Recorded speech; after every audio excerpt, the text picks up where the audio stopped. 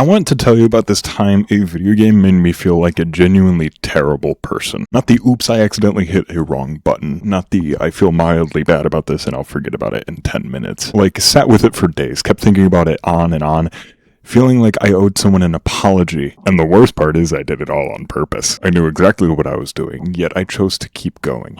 Anyway, I'll tell you which NPC it is at the end of the video, but first I need to explain why Toby Fox, and specifically Toby Fox, is the only game developer who can reliably make you feel this way.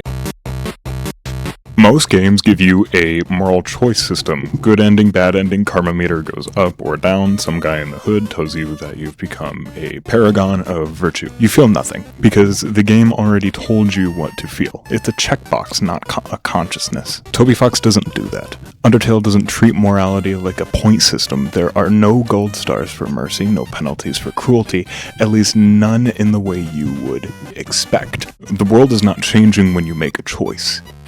You are. That's the whole thing. That's the entire secret. The game isn't judging you. You are judging yourself. That is, and I cannot stress it enough, so much worse. EXP doesn't stand for experience points. It stands for execution points in Undertale. LV isn't your level, it is a level of violence. These aren't just stats, they're a record of your choices. Every hit wasn't an experience earned, it was harm done. He hid a moral ledger inside a game mechanic and just waited for you to find it. He also builds characters you genuinely like before he puts them in danger, which sounds obvious, but it's not. Most games skip step 1 and wonder why step 2 doesn't hit. By the time anything bad can happen in Toby Fox's game, you already care. The guilt has somewhere to go. Okay, now, to be clear, this is also the man who wrote Megalovania,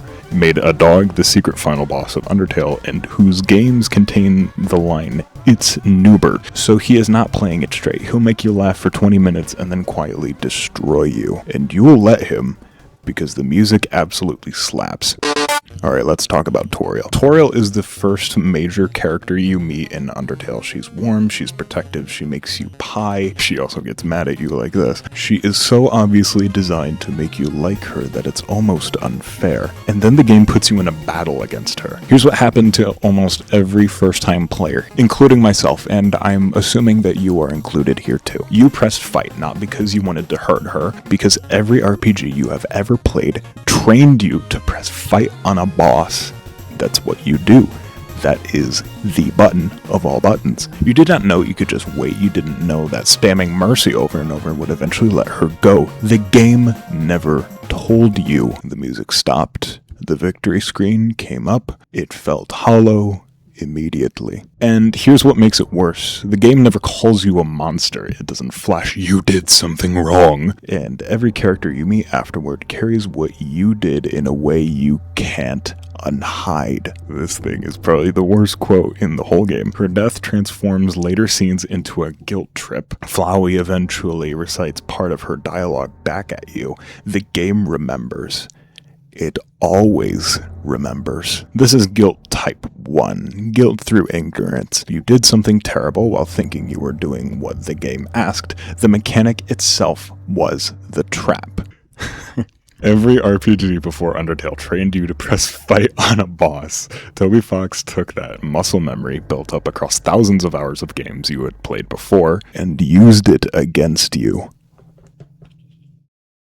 You didn't kill Toriel. A decade of gaming did. Which honestly makes it worse. You can't even be properly mad at yourself. Now, the Snowgrave route. If you know, you know.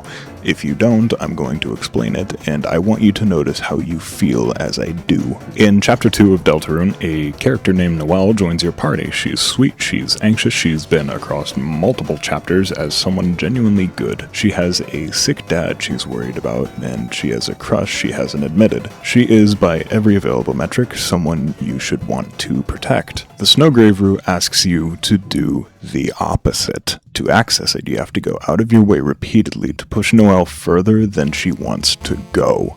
You have to keep ordering her to cast a spell she doesn't know. She hesitates, she asks questions, she gets scared.